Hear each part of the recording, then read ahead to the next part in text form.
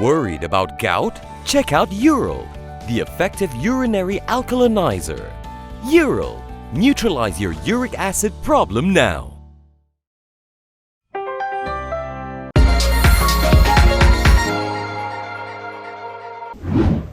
This is KiniNews and I'm your host Prasad. We start today's show with a few names you're probably familiar with. Jho Low, Rosmah Mansor and Bill Clinton. He's one of the powerful Democrats. Low tried to book for Rosmah's charity event back when she was the First Lady of Malaysia. Fugitive Jho Low attempted to rope in Goldman Sachs to assist in booking a number of top US politicians to appear at a purported charity event attended by Rosmah Mansor in 2010. This was revealed by convicted former Goldman Sachs banker Tim Leissner during his testimony on Tuesday. Leissner is the star witness in the trial of his former subordinate Roger Ng at a New York court. Prosecutor Drew Roll showed the court an email by Low that was forwarded by Ng to Leissner.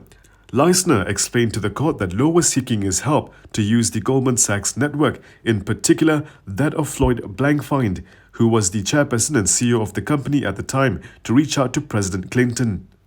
Blankfein is publicly pro-Democrat. The names mentioned in Low's email are likely references to other powerful New York Democrats, Michael Bloomberg, Andrew Cuomo, Chuck Schumer, and ex-President Bill Clinton. In 2010, Najib had attended the inaugural Nuclear Security Summit in Washington, D.C. on April 12th to April 13th. The event organized by Low took place on April 16th at the 5-star St. Regis Hotel in New York. It is uncertain if any of the top New York Democrats mentioned in Low's email were present. Eventually, news leaked that Hollywood stars Robert De Niro, Charlize Theron and Jamie Foxx were in attendance. Our next story also has something to do with Najib Abdul Razak's family, but this time it's his daughter.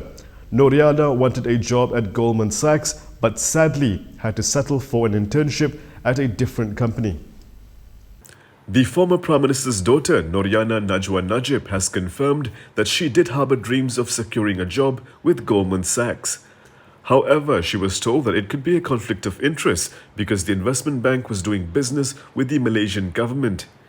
In a Facebook post yesterday, Noriana confirmed that she had once met two former Goldman Sachs employees, Roger Ng and Tim Leissner. She alluded that she got to know them as part of her networking efforts to land a competitive job. Noriana said she was keen on Goldman Sachs because she wanted a role involving finance and government policy. This is because she studied international politics and foreign policy at university. Following this, Noriana said Leissner introduced her to TPG, a private equity firm. She said the company suited her background in policy. She said she interviewed as an intern analyst position at the TPG London office. She added that as an intern, she was at the bottom of the food chain. She said this meant she had to be the PowerPoint girl, the photocopy girl, the coffee girl, and the delivery girl, just to name a few. Noriana said she worked 11 months as an intern before being promoted to a full-time analyst and was transferred to TPG Hong Kong. She resigned after 18 months to focus on her own business and to further studies. On February 22nd, Leissner told the New York Eastern District Court that he was informed by Jho Low that Najib wanted his 3 children to be given jobs at Goldman Sachs. Earlier yesterday, Najib clarified that none of his 3 children were offered jobs by Goldman Sachs. Zeti's husband is shocked by Tim Leissner's testimony. In fact, he says he's never received a single bribe in his life. Former Bank Negara Malaysia Governor Zeti Azman's husband has denied receiving any bribes from anyone throughout his entire life. In a statement to Malaysia Kini, he also expressed shock at Tim Leissner's bribery allegation against him.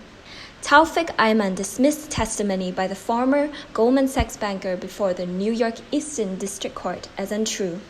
Leissner is a star witness in the ongoing US 1MDB-linked court trial of another former Goldman Sachs banker, Roger Ng. Taufik said he was shocked with the statements made against him. He added that he does not know Tim Leissner or Roger Ng, and neither has he met them nor have they ever communicated. He will be seeking legal advice on the next course of action to be taken on the statements made against him. Yesterday, it was reported that Leissner's testimony had mentioned bribery involving a former Bang Negara governor's husband. However, Leissner could not independently verify if a bribe was indeed paid.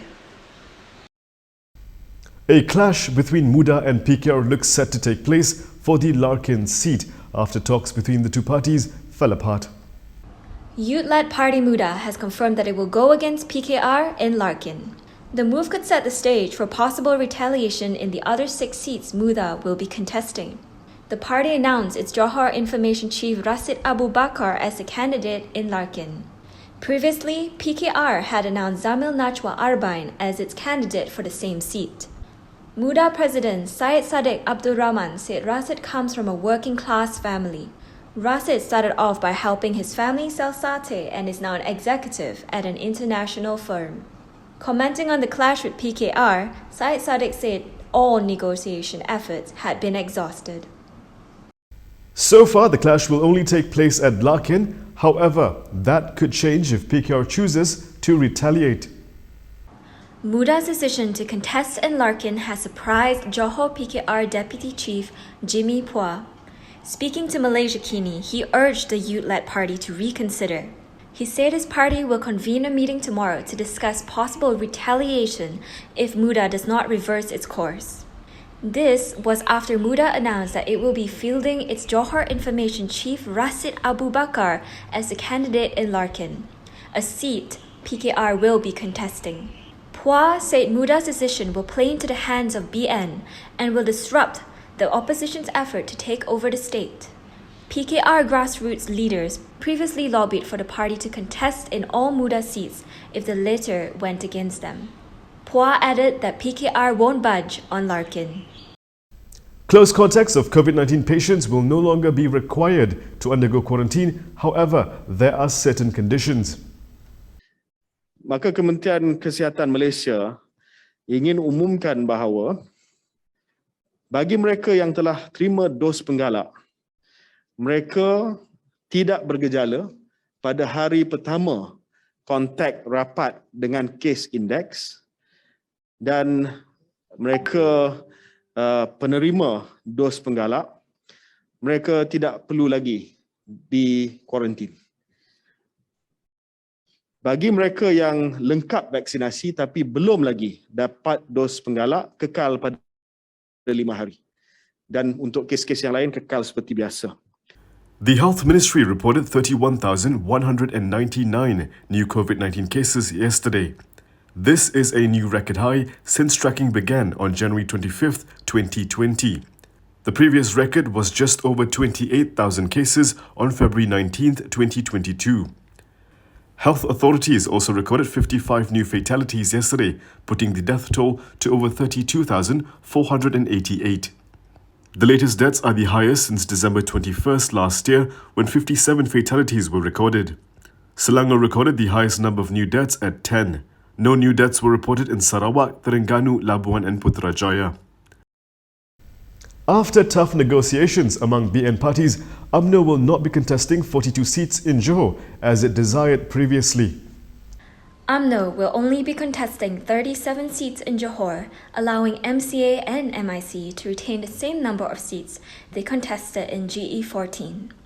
However, UMNO will contest 2 more seats than it did in the last general election after absorbing Gerakan's quota. Gerakan left BN after the coalition lost the last general election and is now working with Perikatan Nasional. MCA and MIC will maintain 15 and 4 seats respectively. In his speech, Johor UMNO Chief Hasni Mohamad explained that the candidates list was not going to make everyone happy, but urged them to close ranks. Hasni revealed that the negotiation process was so difficult UMNO President Ahmad Zahid Hamidi had been in Johor to work out a solution from 10 a.m. yesterday until 3 a.m. today.